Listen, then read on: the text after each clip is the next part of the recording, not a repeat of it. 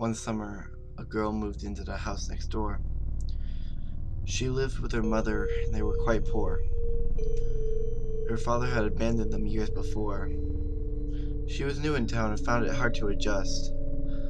Although we both came from different backgrounds, she and I got to be friends. We're not very close friends, but I often visited her house and we would talk. The moment I laid eyes on her, I knew she was a perfect girl for me. Unfortunately, she didn't feel the same way. She was attracted to boys who were handsome and confident. It was clear I wasn't her type, so I decided to wait. She didn't have any friends of her own to talk to, so she confided in me.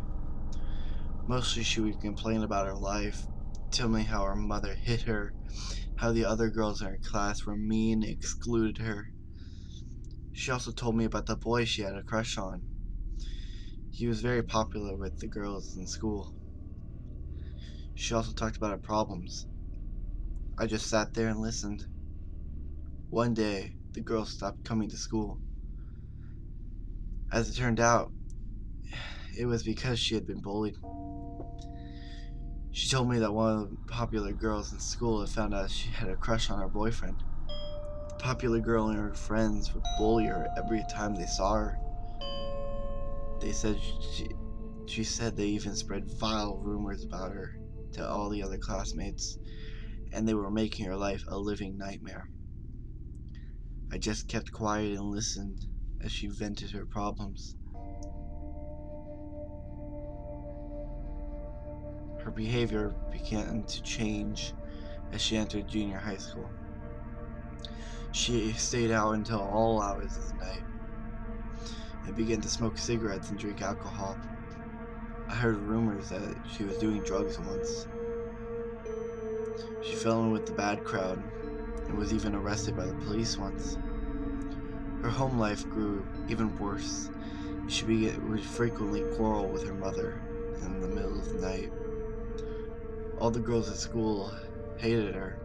Somebody sprayed graffiti all over her house, calling her horrible names and saying disgusting things about her. Someone even killed her pet cat and stuffed it through a mailbox. Eventually, the girl dropped out of high school. She became withdrawn and locked herself in her bedroom. She stopped speaking to her mother and went for days without leaving her room. She rarely came out even to eat. She looked pale, sickly, and painfully thin. Her mother took to leaving food outside of her door. She would only come out when she needed to use the toilet or in the middle of the night when her mother was asleep. It was a miserable life. I went to see her for the first time in a long time. She refused to come out and see me even though I yelled through the keyhole, she refused to answer. Her mother gave me a bowl of soup to take upstairs to her. I caught a glimpse of her when she opened the door to take it. She was pale, drawn, haggard, and emaciated. She looked like a wet rag that had been wrung out. I went to see her every day. After a while, the girl began talking to me through the door. She told me how she was constantly fighting with her mother and all of her old friends had forgotten about her. She told me how she had fallen in with the bad crowd and went out with them at night, stealing, doing drugs, and getting into trouble. She told me she was caught shoplifting by police and had a criminal record.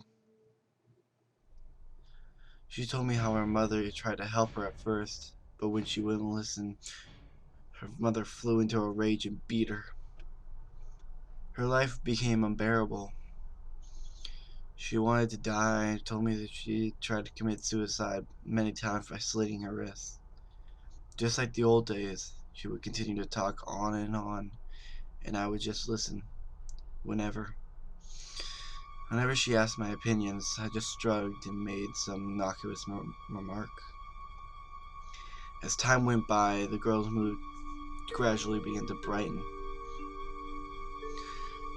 She even decided to come out of her room. It seemed like things were getting better and the future was looking positive. Her mother broke down in tears and thanked me profusely. One day, the girl went up to the roof of an apartment building in the neighborhood and jumped off. The building wasn't very high and she landed in shrubbery. That probably saved her life. However, her spinal cord was injured in the fall and she was paralyzed from neck down.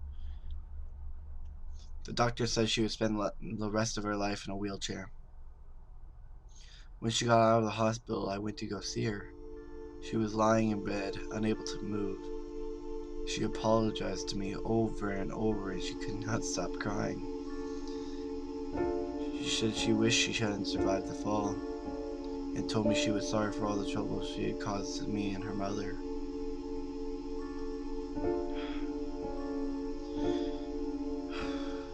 I tried to soothe her and stop her crying, but it was hard to comfort someone when they were lying down. I embraced her awkwardly. She was weeping so much that her whole body was shaking. She couldn't even wipe away her own tears. I held her in her arms and I asked her to marry me.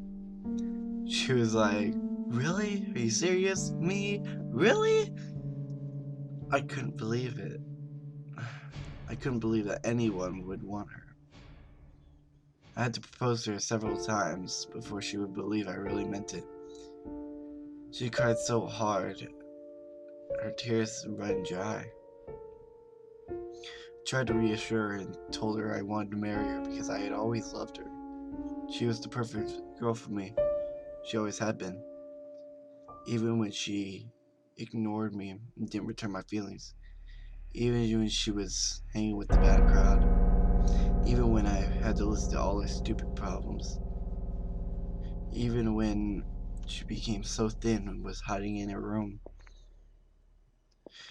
Even when I told the popular girl that she fancied her boyfriend. Even when I spread vile rumors about her to her classmates. Even when I sprayed graffiti all over her house. Even when I killed her cat and put it in the letterbox. Even now, she is lying there in bed, small, weak, and unable to move. Even now, I still love her. You see,